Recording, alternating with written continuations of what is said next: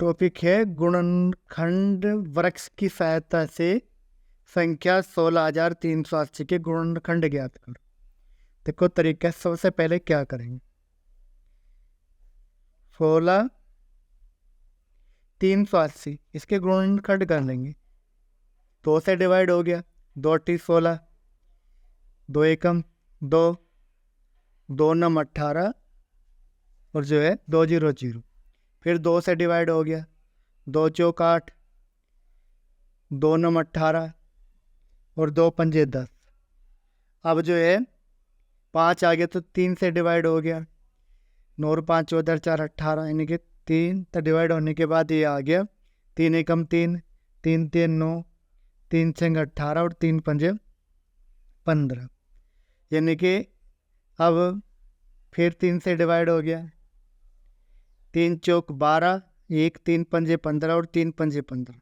अब 3 से डिवाइड नहीं हुआ, 5 से डिवाइड हो गया, तो 5 9 45 और 5 एकम 5।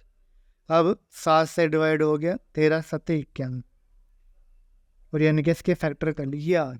अब हम इसको जो है गुणनखंड वृक्ष की सहायता से लिखेंगे। अब कैसे लिखेंगे, यानी कि पहले संख्या लिखेंगे। संख्या है हमारी 16,380। अब पहला गुणनखंड देखेंगे 2 है, इसका जो पहला गुणनखंड है क्या हो गया, 2 हो गया। और डिवाइड करने के बाद क्या आया, ये आ गया डिवाइड करने के बाद 8 1 9 0। अब इसको देखेंगे किससे डिवाइड करा, 2 से, यानी कि इसका जो गुणनखंड हो गया 2 और डिवाइड करने के बाद क्या है, यह है 4095। अब इसको देखेंगे 4095 को हमने 3 से डिवाइड करा, तो गुणनखंड है इसके 3 और डिवाइड करने के बाद आया 1365।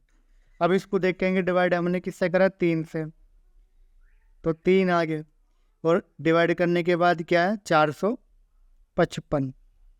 अब इसको देखेंगे यहाँ पे डिवाइड किससे करा हमने, 5 से, डिवाइड करने के बाद क्या है 91, यानी कि ये आया यहाँ पे 91। अब इसको डिवाइड करा हमने किससे, 7 से, और डिवाइड करने के बाद क्या है 13, तो यानी कि ये जो है इसका वृक्ष हो गया, यानी कि सबसे जो अंतिम गुणनखंड हुआ है अभाज्य गुणनखंड होना चाहिए। अब हमें इसके गुणनखंड ज्ञात करने, इस वृक्ष की सहायता से हम क्या करेंगे, इसके बार बार के ले लेंगे, ये एंड ये, तो ये इसके अभाज्य गुणनखंड होगी।